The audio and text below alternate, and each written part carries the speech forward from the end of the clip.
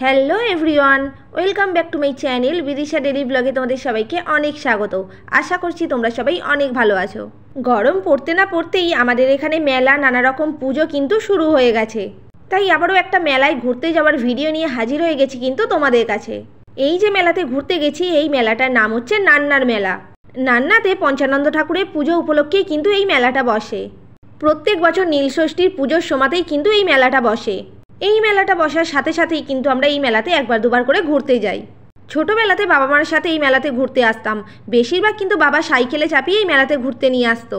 এই যে মন্দিরটা তোমরা দেখছো, এই মন্দিরটাই হচ্ছে পঞ্চানন্দ ঠাকুরের মন্দির। কত লোক দেখছো শুধু বসে আছে। এই ভিডিওটা হচ্ছে নীলষষ্ঠীর আগের দিনের ভিডিও। কত লোকজন শুধু চারিদিকে দেখো। আমরা কিন্তু অনেক রাত করেই এই মেলাতে ঘুরতে এসেছিলাম। যেহেতু পরের দিনকে নীলষষ্ঠী, সেই জন্য সারা রাত এই মেলাতে লোকজন থাকে। পরের দিন ভোরবেলা থেকে বাবার মাথায় জল ঢালবে বলে এখানে কিন্তু সব লোকজন হত্যে দিয়ে বসে থাকে। নান্নার পঞ্চানন্দ ঠাকুর কিন্তু খুবই জাগ্রত। মনস্কামনা পূরণের জন্য কিন্তু পঞ্চানন্দ ঠাকুরের কাছে অনেক লোকজন মানত করে। 3-4 দিনের জন্য কিন্তু সন্ন্যাস নিতে হয়। এই নান্নার মেলায় সব থেকে বেশি কি বিক্রি হয় জানো?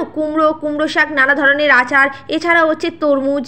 এই সবজিগুলোই কিন্তু এখানে বেশি বিক্রি হয়। ছোটোবেলা থেকে কিন্তু আমরা এটাই দেখে আসছি।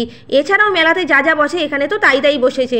আমাদের তো প্রত্যেক বছর এলে এখানে কুমড়ো, তরমুজ, নানা ধরনের আচার কিনে নিয়ে যাই। আমরা তো একটা 5 কিলো বড় সাইজের কুমড়ো কিনে নিয়ে যাচ্ছি। যেহেতু পরের দিনকে নীলষষ্ঠী ছিল, সেই জন্য কিন্তু আমরা কুমড়ো শাকটা নিয়ে নিই।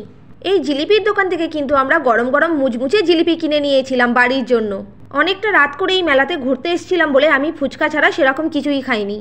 নান্নার মেলাতে এসে তো আমরা 5 কিলো সাইজের একটা কুমড়ো কিনেছি। এছাড়াও কিন্তু একটা বড় সাইজের তরমুজ, কুলের আচার, তেঁতুলের আচার এইগুলো কিনে নিয়ে যাচ্ছি।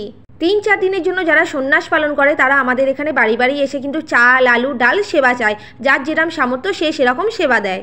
যেসব লোকজন মানত করে সেবা চাইতে আসে বাড়ির সামনে, তারা এসে কি বলে জানো? বাবা পঞ্চানন্দ চরণের সেবায় মহাদেব। লোকজন সেবা চাইতে এসে এই কথাটা বললেই কিন্তু আমাদের এখানকার সবাই বুঝে যায় যে নান্নার মেলা কিছুদিনের মধ্যেই শুরু হতে চলেছে। প্রত্যেকটা বাড়ি থেকে যেই জিনিসগুলো সেবায় পায় সেই জিনিসগুলোই কিন্তু মানত করা লোকজনকে রান্না করে খেতে হয়। এটাই কিন্তু আমি মায়ের কাছ থেকে শুনেছি। এছাড়া আমি আর বেশি কিছুই জানি না। অনেকটা রাত হয়ে যাচ্ছে, এবার কিন্তু বাড়ি ফিরতে হবে। এই জায়গাটাতেই আমাদের বাইকটা পার্কিং করেছিলাম। ভিডিওটা তোমাদের কেমন লাগলো অবশ্যই কমেন্ট করে জানাবে। ছোটোবেলায় কত বাবা সাইকেলে চেপেই মেলাতে ঘুরতে আসতাম। এখন যেহেতু বাবা অসুস্থ, আর তো আসতে পারি না, কিন্তু ছোটোবেলার স্মৃতিগুলো খুব মনে পড়ে। ভিডিওটা ভালো লাগলে একটা লাইক করে দিও, আর আমার চ্যানেলটাকে সাবস্ক্রাইব করে দিও। আর এটা হচ্ছে আমার ইনস্টাগ্রাম আইডি, তোমরা চাইলে ফলো করতে পারো।